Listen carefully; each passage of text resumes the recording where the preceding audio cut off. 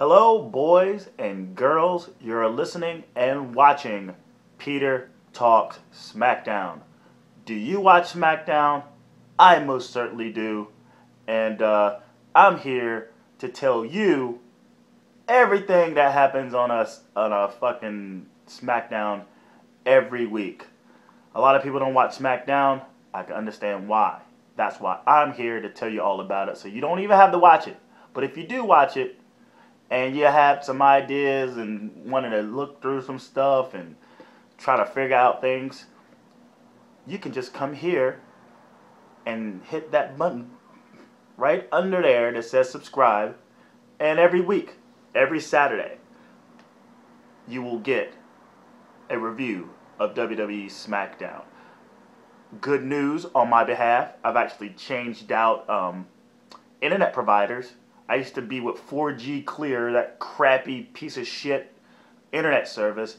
Now I've switched over to Time Warner Cable. I got the Extreme package, and that means these uploads go up in a matter of minutes and not hours. So before, you would almost have to wait either late Saturday into Sunday morning to get these. But man, you get these. It's like 3:30 now. We get these now around maybe 6 o'clock. So I'm pretty happy about that. And just in case, just to go over the plugs of what this is all about, the name of everything is called Peter and Jake Talks Wrestling. Every Wednesday, me and Jake Grandy, we meet up every Wednesday. And that's where this all started. We meet up every Wednesday and we review Raw and have discussions on what's happening in the wrestling world. That spawned off into other things. He started Faster Than the World podcast, which is a review with him and Fritz, the amazing Fritz, reviewing NXT. That's no longer with this. He has his own SoundCloud where he uploads everything, and that is SoundCloud/JG Pro Wrestling. Again, that's SoundCloud, JG Pro Wrestling, and all the NXT reviews moving forward will be there. But here we have the archive from when it first started. So we have that. We have Peter Talks Smackdown, which you're watching now. You have the New Day podcast, which is me and Nathan Newman. We just did a discussion yesterday. So if you're checking this out and you want to hear more discussion, go and check out the upload from yesterday and even the ones before, which were Peter Talks Wrestling with, and we talk about a whole bunch of things. So, and what else we got? We got Raw recap. After every Raw, I just do like a recap of what happened on the evening. And I think that's about it for now. But yes, go check out the archives and subscribe, hit the button, subscribe to all the things on pjtwcentral.com. I have this in many ways where you can consume this. SoundCloud, YouTube, if you have a Tumblr account, and Stitcher Radio. So again, subscribe to any of those things. Go to the website, pjtwcentral.com. Subscribe to all those ways to listen. Comment, thumbs up, and share. Is there anything else? Yes. You can find me, Ellen Japanese, LINJAPANESE. That's Twitter, Instagram, SoundCloud, and also Snapchat. My wrestling handle on Twitter is PJTW Central. So follow all those things. Hit me up. Ask me a question or two. I don't know. If you send me a question via those outlets, I'll answer it on this motherfucker. So without further ado, let's go into SmackDown. And SmackDown this week is from Houston, Texas. And the first thing I could think was, man, I wonder if any Rockets guys are there. Like if you watch the NBA, the Houston Rockets, they got put out by the Golden State Warriors not too long ago. The Golden State Warriors are now in the final against Cleveland Cavaliers. It could have been Houston, but for some reason they just got complacent after beating the Clippers. And all I could think was, you would think they would, show like a player or two by now, but we found out later on. And it starts off with Seth Rollins cutting basically a eulogy. I mean, something like the lights were dim. He comes out with a chair. He sits on the chair and he basically tells the story of Seth Rollins. And again, probably one of the best promos he's cut since he's actually gone solo. Very, very, very precise. I don't know. I guess he's gotten better. If you go back and watch stuff from when he first started as a solo guy, you could tell it was a little bit choppy, a little bit off. This, he gets it now. It seems like he really, really fucking gets it. But you could have had a piano playing in the background while telling the story. My only beef with, well, let's just, basically he tells his story and then he shoots on Ambrose and how he's going to beat Ambrose all by himself without the help of J&J, without the help of Kane, without the help of Stephanie or Triple H. Ambrose then shows up on the screen and he has the belt and he's under a ladder and he's just basically talking about how, fuck you, I'm going to keep this belt. I'm going to walk out. Like you don't know anything about nothing since we got here. You had everything handed to you. I worked my ass off. And I'm going to climb the ladder and get the belt. And my only thing with Seth Rollins, and I think it's time to change up the story a little bit with what he wants to explain. I think we've been on the whole, I destroyed the Shield, I did this, I did that. Like, I think we're kind of over that. Even though you want to remind people, and yes, the Shield was a good faction. But let's move the story forward to just being a badass and recreating a new storyline for him. Man, it's been a year, maybe a little over a year, that we've been dealing with this storyline of him breaking up the Shield. We know already. We get it. Why don't creative give him new things to talk about? Why can't his new beef just being just dominant? Why can't there be a storyline where he's just showing his dominance? But they got him as kind of a chicken shit. They keep reminding us that he broke up the Shield, and it's not going anywhere. It's like we've been standing in place. He's had matches and stuff, but it's still the same storyline. So it'd be nice to just move that forward a little bit. And I hope they do this after this Dean Ambrose ladder match at the Money in the Bank pay-per-view. And I wanted to say this about Ambrose. Seeing him with the belt was kind of fresh. It's kind of a fresh look with the belt. You look at who's had the belt. You got Seth Rollins, you got John Cena, you got Brock Lesnar, and The Rock. I think those are like the only guys that's held the belt over the past like 2 years. Oh yeah, CM Punk. And seeing Ambrose with it, again, we know he didn't win it from Money in the Bank, from Elimination Chamber, but he has it. And if you remember, you thought he won, it got called a DQ, and he ran away with the belt. But just seeing it around his shoulder, it was like a fresh new look. Did it look good? Maybe. It looked different. It looked kind of cool just to see someone else. It's almost like this NBA Finals, if I'm to go back and talk about the NBA again. You got two teams, the Golden State Warriors and the Cleveland Cavaliers. It's the first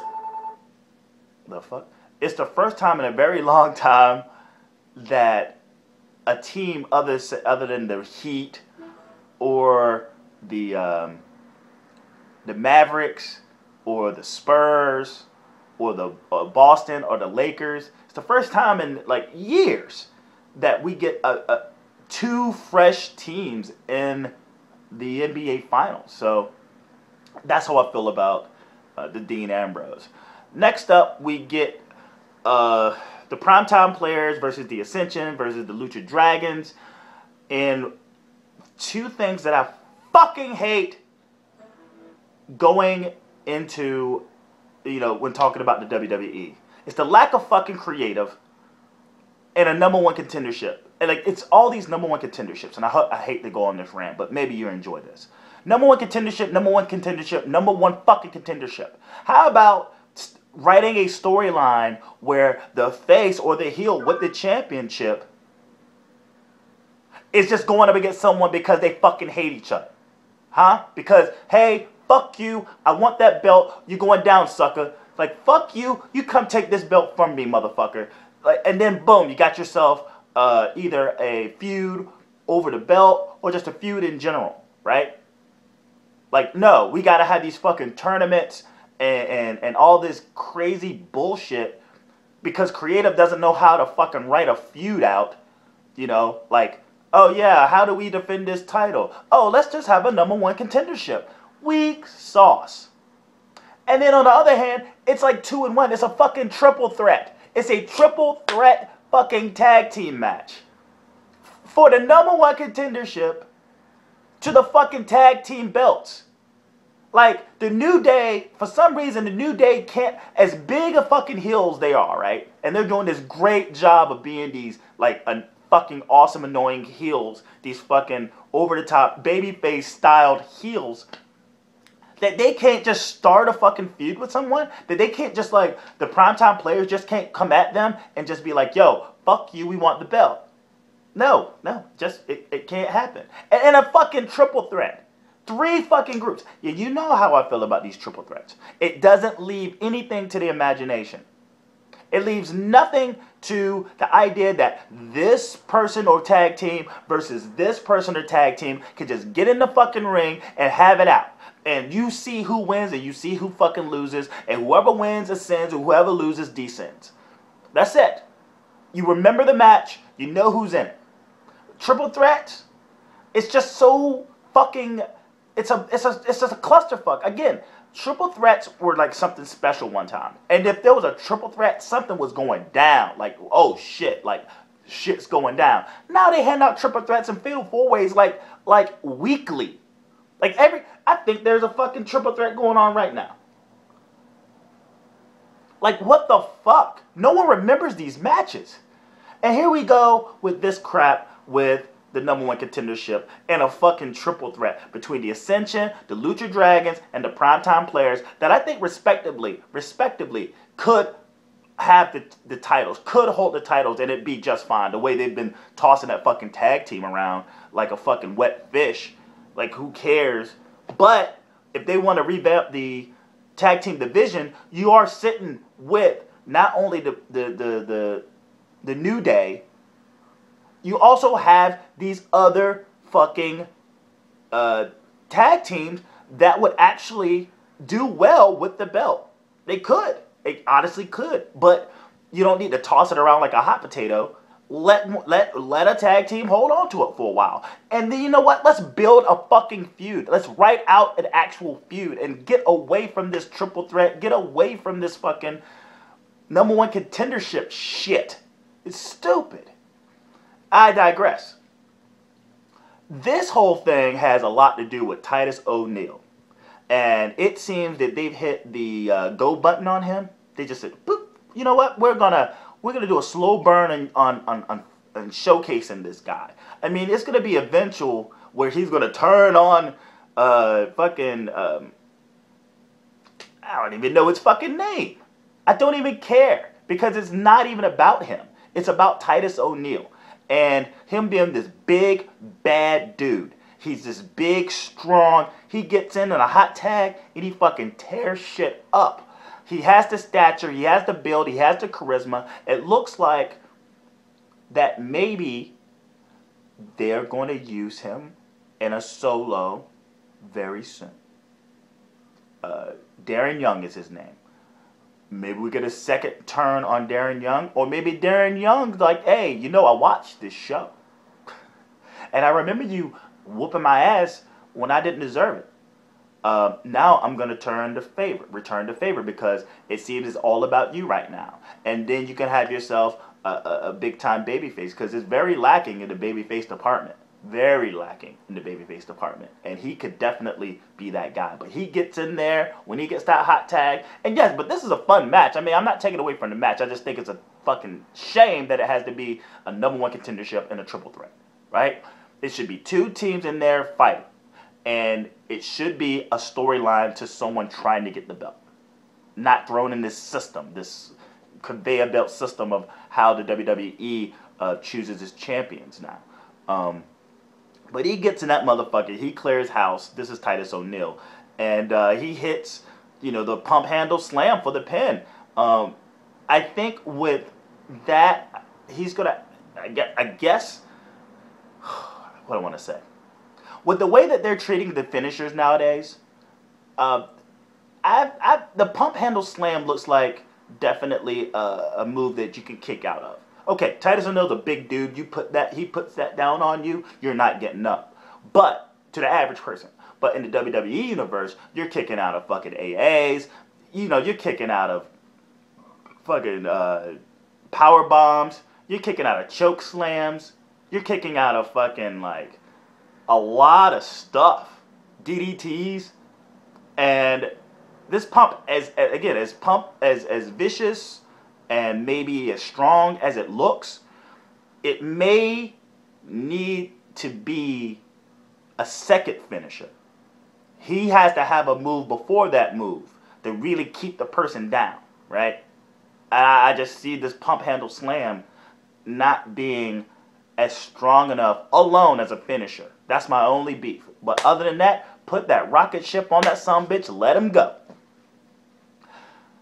New Day in the back with Young, and again, we to basically talk about the fact that they're gonna have to face the primetime players moving forward for the championship.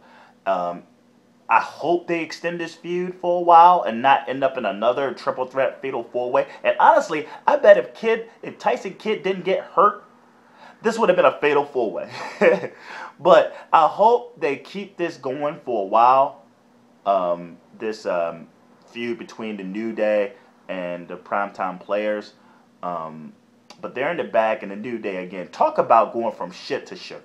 Everyone thought, and if you can go back and check out the archives and how I just thought this New Day thing was just a fucking waste. And then they finally turned it into something that's really, really good. Like extremely good.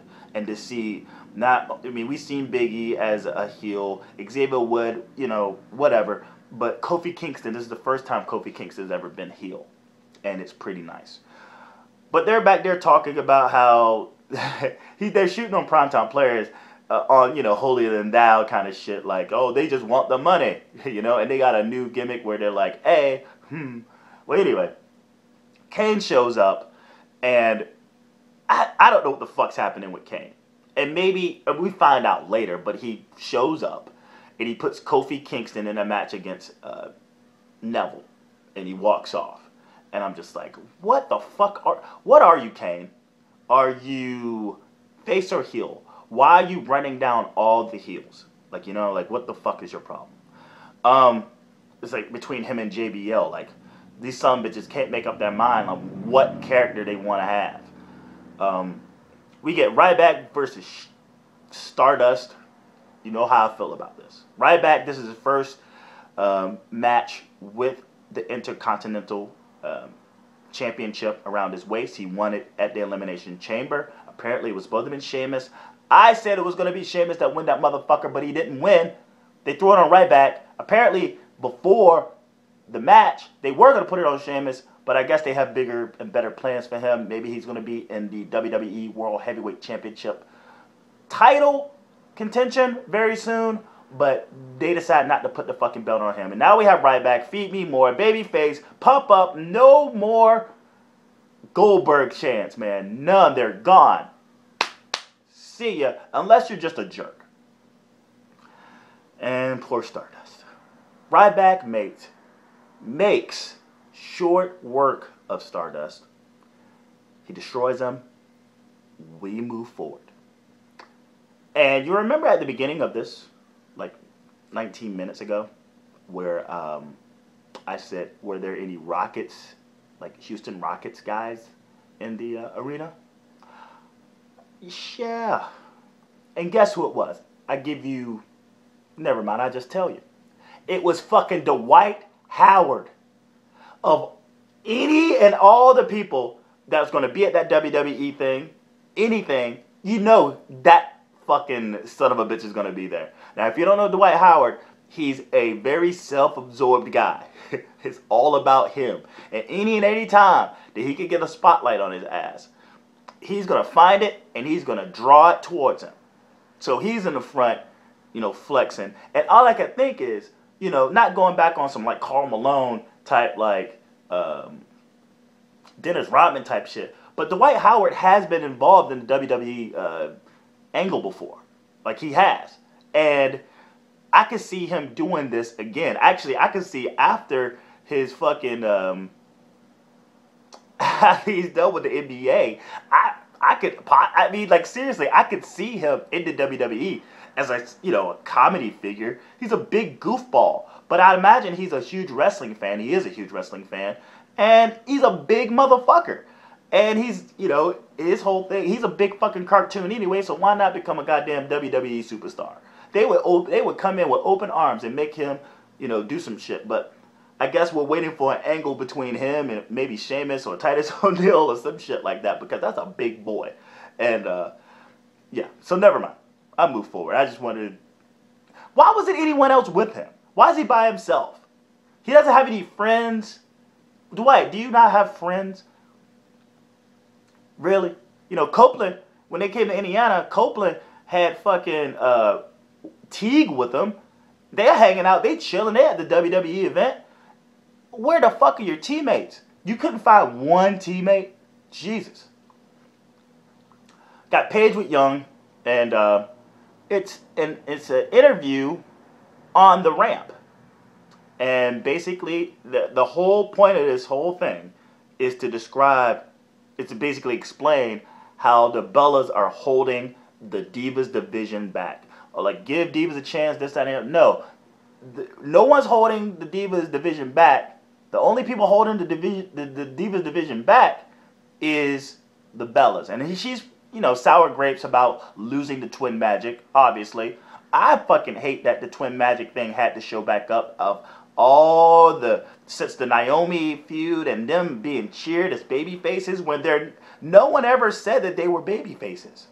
And it's like, they're doing a horrible job, the WWE, of making it clear not to cheer them. But when you throw fucking Naomi in acting like a goddamn idiot against them, you know, the angry, bitter black woman, then obviously you're going to get people hating her. Hating Naomi and cheering on the Bellas. Like, it's a clusterfuck. I know that the whole, you know, we don't do the baby face, we don't do the heel thing anymore. We just want superstars battling out. Like, that's some bullshit. Stop with that dumbass fucking theory. It's stupid. Now, you got someone who is Paige, who is a bona fide babyface right now.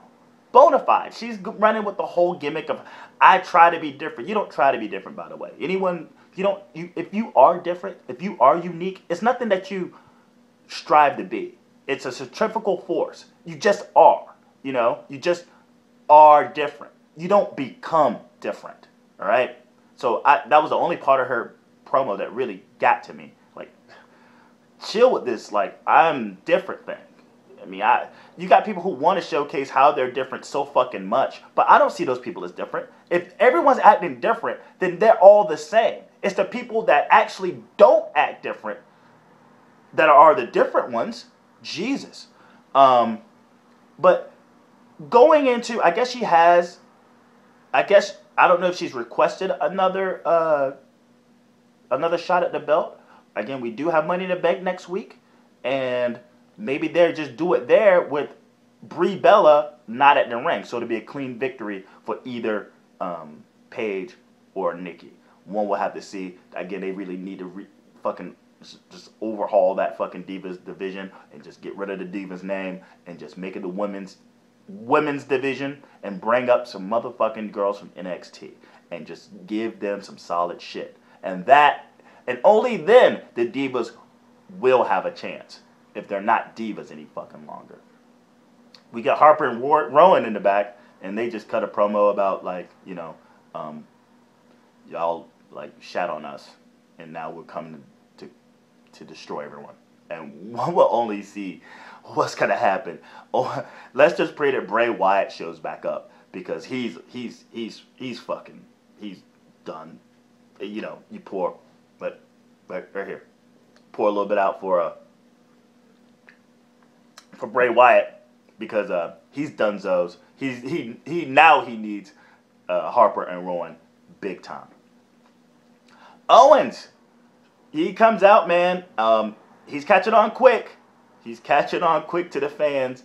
A lot of Owens fans at Houston for this SmackDown, and great promo.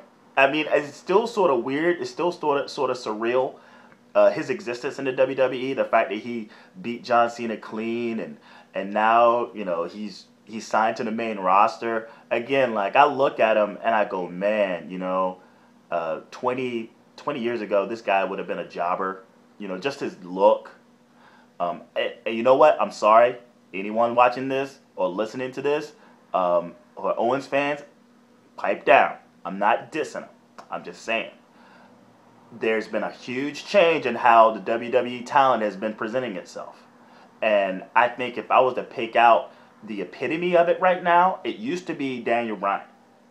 You know, now it's Kevin Owens. He looks like there's a lot of dudes that look like him. And that was the difference with, you know, in the day with the WWE, you know, with Hulk Hogan and Ultimate Warrior and Macho Man, Rick Rude. They stood out. They didn't look like the common man. Dusty Rhodes, that was his gimmick. And it was just only him. Ric Flair, he could have passed as a common man. But he was just so majestic and full horseman and, you know, limousine riding, jet flying guy. You know, he set himself apart. If you want to make Owens into this, like, bully type of person, great. But, and I root for him as this guy ascending to the top. But aesthetically, and I'm not a muscle guy, I'm a story guy. It's just weird. It's still going to take me a while to just sort of say, man, like, this guy looks, he doesn't, he has the charisma, but he doesn't look the part. He just doesn't look the part. But again, don't get it twisted. I'm not putting him down. I'm just saying that we're far removed from the days of The Rock and Stone Cold Steve Austin and fucking Macho Man and Ultimate Warrior and Hulk Hogan. We're far removed now with the way we want to present. The WWE wants to present its superstars.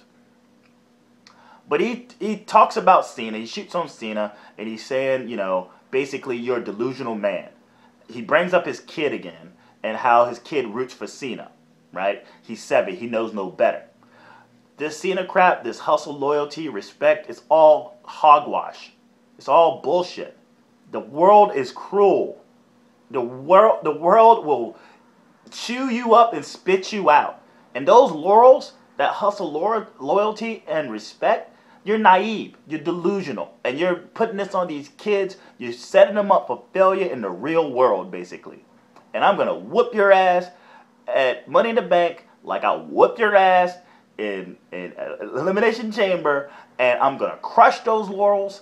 And I'm going to be the real champion for the kids today about reality. I'm the champion of reality. I'm not the champion of this hustle, loyalty, and respect. This bullshit. That's not how the world works. It's reality. It's cruel. And I will be the face of that. And your kids can now root for me. And my kid will root for me. His kid's a jerk, by the way. Kid's a real jerk. He roots for Sami Zayn. Now he roots for Cena. His dad's out there like risking his neck.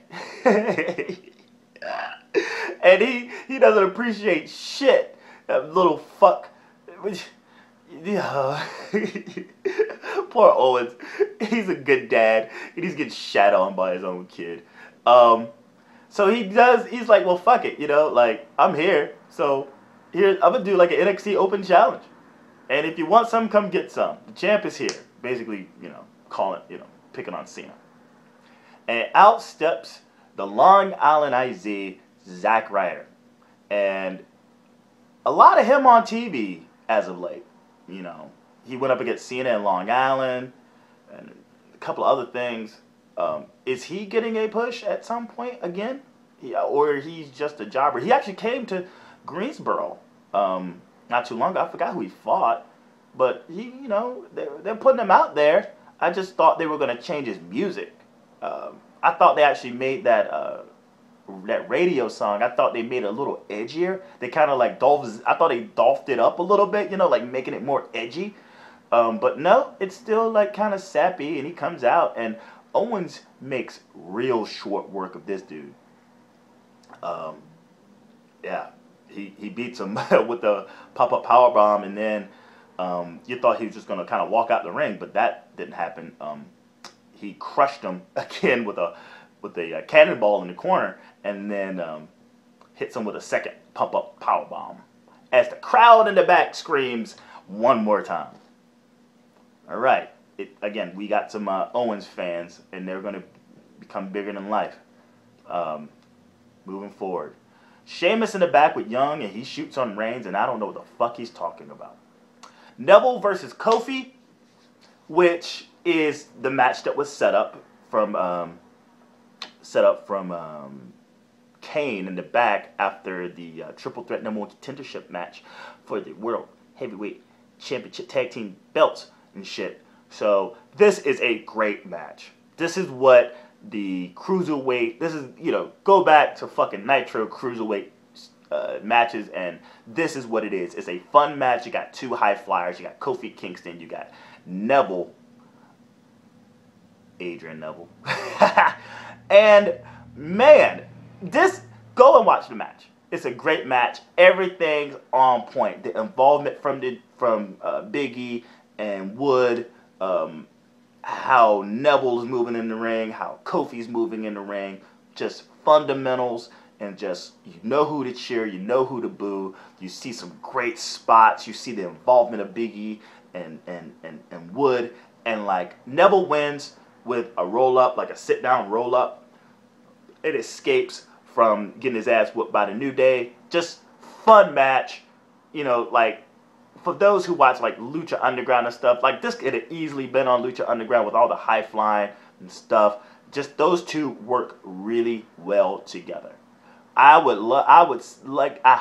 only hope they do this again on Raw so more people can see how well those two work together. You can give Neville the win. You don't look at Kofi losing as this bad thing. And that's the cool part too, where maybe, if he wasn't with the New Day and he lost to Neville, I'd be like, man, that's a goddamn shame, man. Man, what the fuck they doing with fuck the homie Kofi, right? But that's not the case. What they got with the New Day is really good. Right? And Kofi's been in the league long enough to where, and in his position as a tag team champion and a heel to put over the new sensation, as they would like to repeatedly call him. That's good. He has his belt. That guy's nowhere close to the being a contender for the belt. So awesome. Whatever. Put it back on Raw. Do this again on Raw. Have Neville go over again the same way, and you know what? Boom. We got ourselves just a fun time. So, Miss TV with Lana. All right, I'll go through this.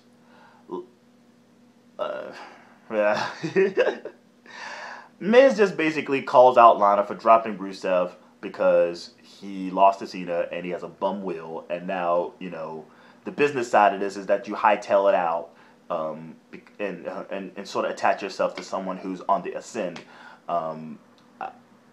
Perhaps he was talking about Dolph Ziggler, because he's definitely not on the ascend. I mean, he's ascending that ass, it seems. Lana, being that they're like doing this whole sort of pseudo couple thing, but whatever. But this basically turns into like a Jerry Springer show. He brings out Rusev. Rusev asks for a second chance. He's so good at being a heel, this kind of guy. He's like, I love you, I miss you. You don't miss your water till it's dry, or whatever the fuck he's talking about in there. Watch the damn segment. He's like, I be my crutch and come back to me. And she's like, you can shove your crutches up your ass, right? And then he flips. You're stupid, you're idiot, you're this, you're that, you're that, you're this, you're that. Dolph Ziggler comes out. And I was praying, like, please do not push this wounded man. But they don't do that. Dolph comes out, snatches up Lana, and leaves.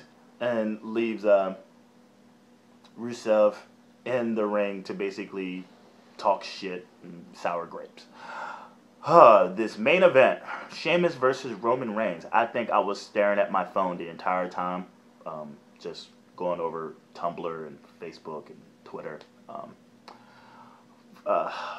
Reigns, I'm sorry, it's not going to work. And Sheamus, I like your heel gimmick, but just whatever. Fuck this match. And I guess it was a good match. Could anyone tell me it was a good match or not? Because I heard some noise. I heard the mat hit, and I heard some commentary, but whatever. It ends with Kane coming out, first distracting Roman Reigns because it seems that he's fucking with Roman Reigns. He's fucking with everyone, actually. He's fucking with everyone. But he's out to fuck with Reigns, and Reigns, you'd think he's aligned himself with the other heel being Sheamus. But when the shit hits the fan at the very end of the match, he comes out, he gives Roman Reigns the boot, which causing in a DQ. Shit ending. For those who are in Houston, it sucks for you, and I wish I could apologize for you to not see a clean finish. At least someone go over, because both of those guys are in. I think Sheamus is in the Money in the Bank. He should be, and Reigns is in it. He held on to his spot in 3 different matches on Monday Night Raw. But he comes in, he calls it a DQ, and then you're thinking he's about to, kind of ham it up with Sheamus, but he fucking chokeslammed the shit out of him. And then he slams the shit out of Reigns, and then he announces that the final, I guess the 7th man in this Money in the Bank is Kane. And I go, that sucks. Oh, it sucks. He should not be in this fucking Money in the Bank. He just shouldn't. He shouldn't. He should not. He should not be in this fucking Money in the Bank. Why is Kane in the Money in the Bank? For months now, it's been around Kane. Corporate Kane. Not even a demon Kane with the fake hair. It's this guy in a suit. And he's basically been crowding the main event storyline. At first, I thought it was going to be this thing where he was going to break free and become the Demon Kane and fucking be a big baby face again. Because we all love Demon Kane. It's impossible not to like this guy. But this motherfucker we see here, who's basically been the storyline for everything, for nothing over the past fucking 4 months. Nothing. It's of nothing. What? And now he's going to get in the Money in the Bank? To what? Possibly win? If he won the Money in the Bank, if that son of a bitch won the Money in the Bank, I'll stop all this. I'll just stop watching wrestling. WWE. I'll just watch Lucha Underground. I will start doing reviews on Lucha Underground, and I will start doing reviews on New Japan. I will start doing reviews on ROH. And hell, you know what? It's that bad. I'll start doing reviews on fucking TNA. Why is Kane in this?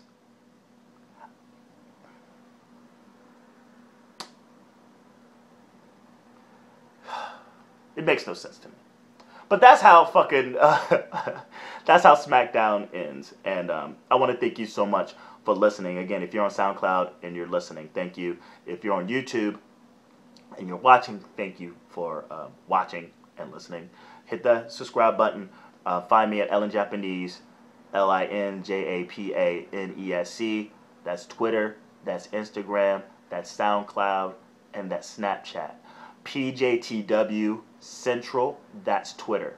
pjtwcentral.com. See different ways to consume Peter and Jake Talks Wrestling content. Also, again, hit that subscribe button. It's right there. Just, you know you want to do it. You know you want to do it. Share, comment, send me some questions. Thumbs up and all these things on all the platforms, whether it's Stitcher Radio, Tumblr, SoundCloud, YouTube. Again, and there's an RSS feed as well. RSS feed. You can right click and save the link and put it into whatever podcast device listening thing that you would love. Yeah, and I like to think that over in the next couple of days I'll try to expand to Podbean and iTunes, see if that actually works. But again, thank you so much. I think the horse race, I think American Pharaoh is about to win the Triple Crown. And Saturday, enjoy your weekend, man. Enjoy your weekend. And I will see you for Raw Recap. And next week, Peter and Jake Talks Wrestling. And we have in video our Money in the Bank predictions. Again, it's only 1 week away, man. We went from Elimination Chamber, from Payback to Elimination Chamber to fucking Money in the Bank. All in fucking 6 weeks. That's insane. That's insane. All right. Peace.